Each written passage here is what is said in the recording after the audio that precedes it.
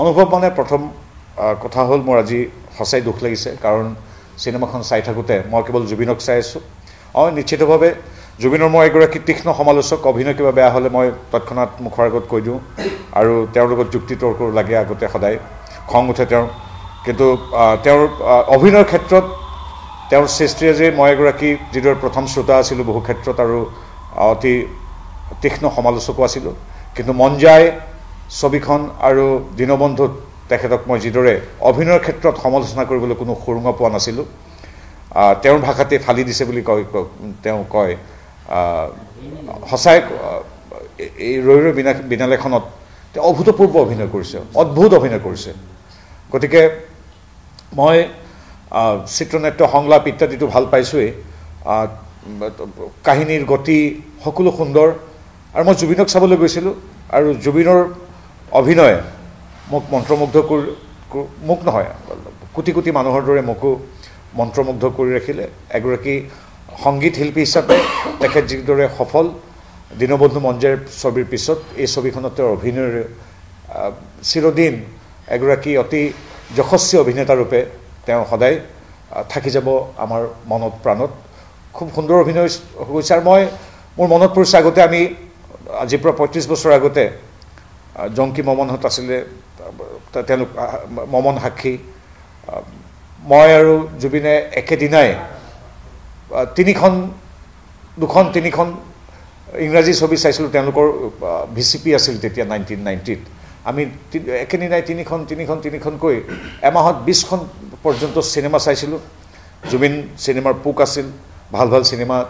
আমি একেলগে চাইছিলোঁ মূলতঃ বেছিভাগ আছিল ৱৰ্ল্ড চিনেমা আৰু ইংৰাজী চিনেমা তাৰপিছত মনত পৰিছে কিদৰে ৰাজেশ ভূঞা যি ছবিখনৰ এই ৰৈ ৰৈ বিনালেৰ পৰিচালক ৰাজেশ ভূঞা আছিল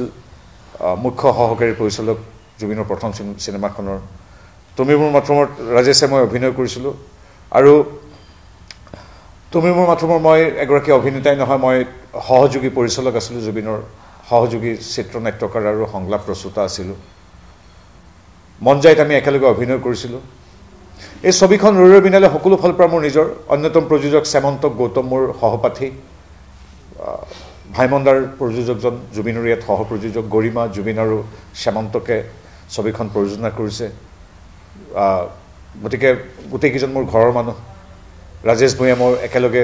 1998ত আমি একেলগে সহ পৰিচালক আছিলোঁ কোচত লোৱা ৰাহুল গৌতম শৰ্মাই স্ক্ৰিপ্ট লিখিছে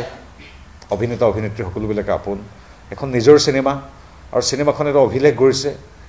এনেধৰণৰ মৰম আচলতে মই ভাবোঁ কোনো মানুহে আজিলৈকে পোৱা নাই এইটো আৰু এটা শতাব্দী লাগিব জুবিনৰ দৰে আন এজন হ'বৰ বাবে নিশ্চয় আৰু আমি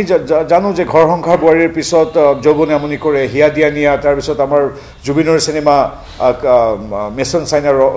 ইত্যাদিয়ে কাঞ্চনজংঘা ইত্যাদিৰ গোটেই ছবিৰ ধাৰাটোৱে সলনি কৰি মানুহক আকৌ অসমীয়া চিনেমা হললৈ আনিছিল সকলোৱে এটা কথা কয় যে যি সময়ত মানুহৰ অসমীয়াৰ গীতৰ প্ৰচলন কমি গৈছিল বুলি কোৱা হয় তেতিয়া জিতুল সোণোৱাল দেৱাৰ তাৰপিছত জুবিন গাৰ্গে পুনৰ নতুন প্ৰজন্মক অসমীয়া গান শুনিবলৈ আকৌ লৈ আহিলে বিশেষকৈ জুবিন গাৰ্গৰ বাবেই আমাৰ যিবিলাক পৰম্পৰাগত গীত লোকসংগীত সঁচা অৰ্থত সকলোকে শ্ৰদ্ধা জনাই কৈছোঁ আকৌ নতুন প্ৰজন্মই শুনিলে বৰগীত লোকগীত টোকাৰী গীত বিহু আইনাম ধাইনাম নাগাৰা নাম সকলো জনাত জুবিনে গীত গাইছিল গতিকে চিনেমালৈ তেনেকৈ এতিয়া এখন ভাল চিনেমা নিৰ্মাণ কৰিবলৈ সাহস পাব সকলো ছবিলৈ মানুহে দৰে মৰম কৰক সেইটোৱে কথা আৰু পুনৰবাৰ জুবিনৰ এগৰাকী বন্ধু হিচাপে আজি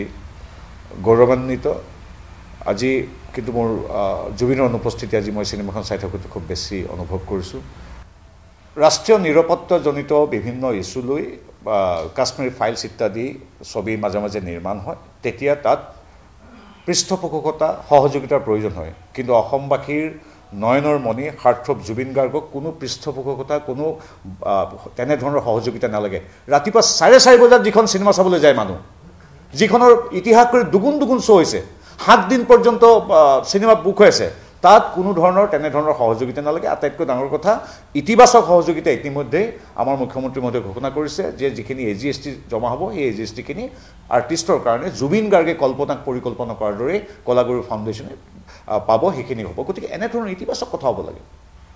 এতিয়া চিনেমাখন এতিয়া সুন্দৰভাৱে মানুহে চাই আছে কাইলৈ পৰহিলৈ জুবিন ক্ষেত্ৰৰ যিখন সমিতি ইতিমধ্যে তাৎক্ষণিকভাৱে যুদ্ধকালীন ক্ষেত্ৰতেৰে তেওঁলোকে কাম কৰি আছে এটা আটক ধুনীয়া এটা সাংস্কৃতিক ক্ষেত্ৰ গঠিত হ'ব SITয়ে